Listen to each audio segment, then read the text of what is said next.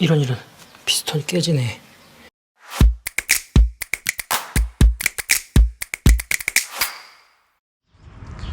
안녕하세요. 스램포스 2탭 XS의 브레이크 레버가 핸들바에 닿으면은 스램 매뉴얼에도 나오는 패드 어드밴스먼트 정비 작업을 해주면 해결된다는 영상을 공유한 적이 있습니다. 그게 한 2년쯤 전 2021년 9월이네요. 그런데 한두 달마다 이 정비를 하기에는 너무 번거로워서 제가 스램에 문의를 했었고 도트 그리스를 피스톤에 발라줘 보라는 답변을 받았었습니다.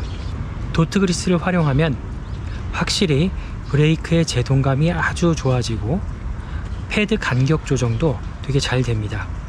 그렇지만 패드 어드밴스먼트 정비 작업을 해줘야 하는 그 빈도수를 줄여주지는 못하더라고요.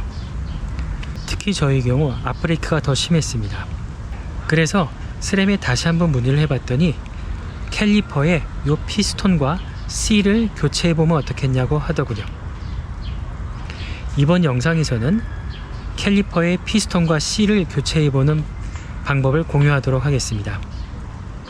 이 방법이 효과가 있었는지는 적어도 3개월에서 한 반년 정도는 지나야 되니까 그때 효과가 있었는지 다시 영상을 공유하도록 하고요.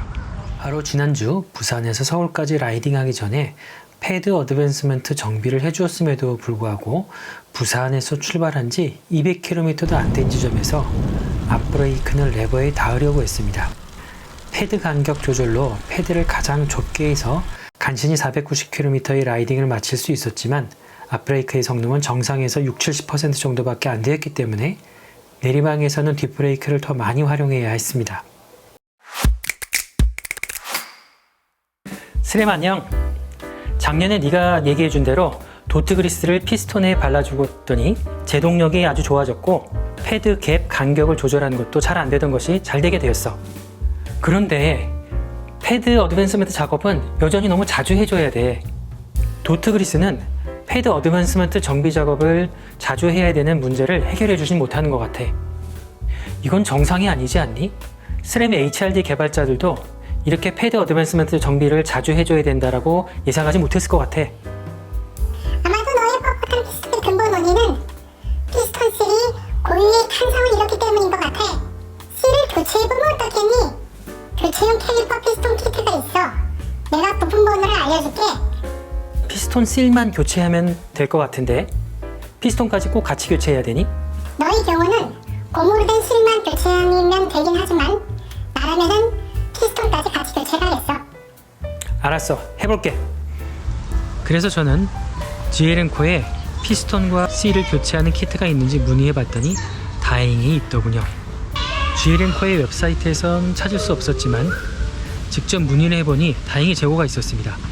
가격은 캘리퍼당 34,000원이어서 앞뒤 다 하면은 74,000원이었습니다.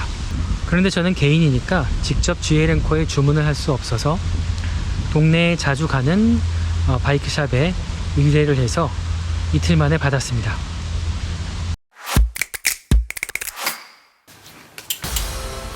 앞브레이크 캘리퍼를 떼어냈을 때 브레이크 호스에서 오일이 새지 않도록 자전거를 뒤집습니다. 크랭크암을 이렇게 정비대에 걸어서 자전거를 거꾸로 매달았습니다.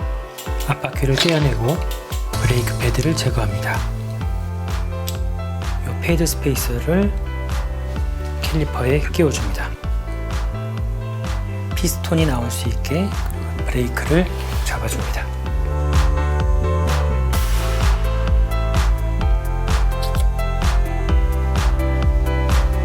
아래쪽에 핸들바에는 도트 오일이 떨어질 수가 있기 때문에 보호하기 위해서 이렇게 천 헝겊을 덮어주었고요.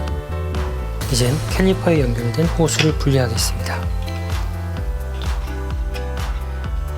스램 HRD의 컴프레션 너트인데요. 이거를 빼고 그러면 얘를 싹 잡아당기면은 나와야 되는데 안 나오네.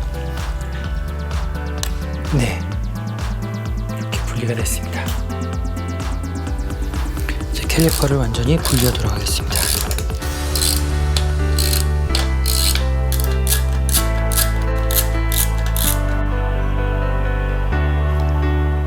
캘리퍼를 분해하면서 오일이 많이 나올 것이므로 미리 티슈나 헝겊을 두툼하게 받쳐줍니다. 캘리퍼의 크로스바디 볼트는 11.5Nm로 조여져 있어서 힘을 꽤 많이 써야 풀립니다. 캘리퍼 안에 있던 오일들이 나오는군요.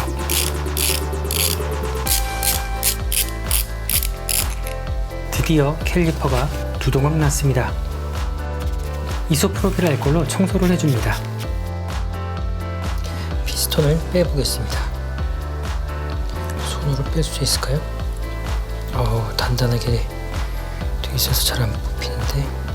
피스톤이 많이 나와 있더라도 손힘만으로는 빼내기가 어렵네요. 매뉴얼에는 부드러운 벤치를 사용하라고 했는데 저는 처음이다 보니 그냥 바이스 그립을 무식하게 사용했습니다. 피스톤 깨지네. 피스톤의 강도는 예상보다 약해서 이런 단단한 도구를 직접 사용하면 피스톤이 깨지네요. 좀 살살.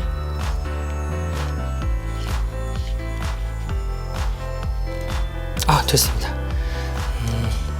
살살 눌고. 어차피 버릴 피스톤이라면 괜찮겠지만 나중에 피스톤을 재활용하고자 하면 이런 도구를 사용하면 안 될 것 같습니다. 이렇게 살짝 돌리면서. 다음에 이 정비 작업을 할 경우에는 미리 피스톤에 도트 그리스나 도트 오일을 묻히고 피스톤을 넣었다 빼었다 서너 차례 반복해서 피스톤이 부드럽게 움직이도록 윤활시켜야겠습니다. 그런 다음 피스톤 교체 작업을 한다면 아마도 피스톤을 빼낼 때 더 수월하지 않을까 싶습니다. 이제 피스톤 실을 빼내야 하는데요. 언뜻 봐서는 피스톤 실이 어디 있는지 잘 눈에 띄지 않습니다.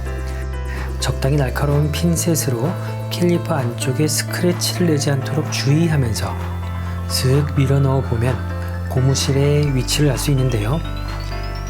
위치를 안 후에는 살살 깊게 넣은 후에 빼내야 고무실을 빼내기 좋네요.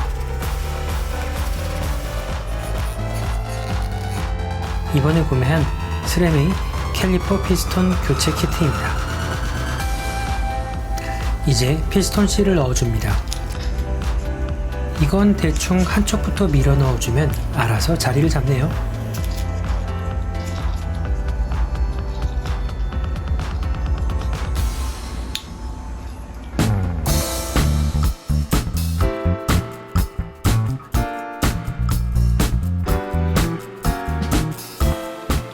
이제 피스톤을 밀어 넣어줄 차례인데요. 저는 한 번 실수를 했습니다. 피스톤을 넣기 전에 도트 오일을 피스톤에 묻혀서 매끄럽게 만들었어야 하는데요. 이걸 깜빡하고 그냥 밀어 넣었습니다. 그랬더니 피스톤이 잘 들어가지도 않고 나오지도 않는 애매한 상황이 되었어요. 결국 피스톤을 바이스 그립으로 빼내면서 파손되었고 뒷브레이크 교체용 피스톤 중 하나를 사용해야 했습니다.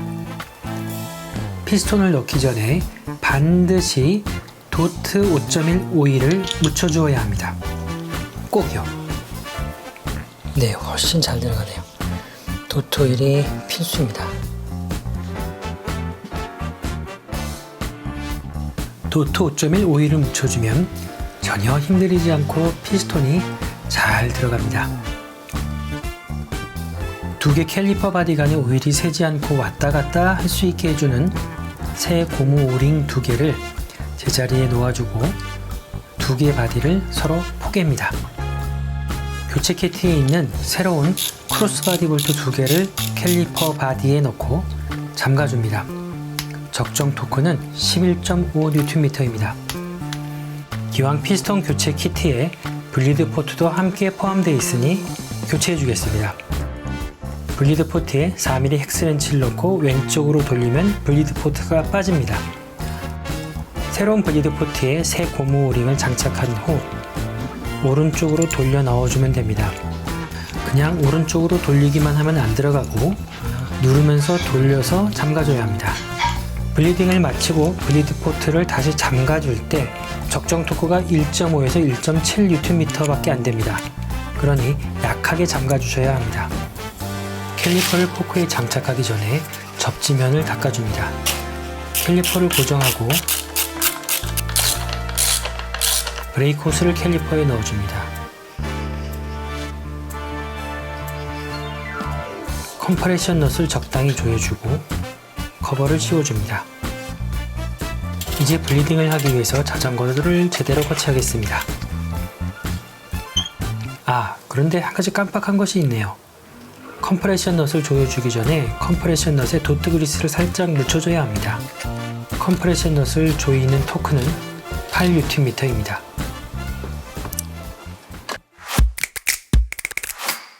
이번 영상에서 블리딩은 별다른 설명 없이 빠르게 넘어가도록 할게요.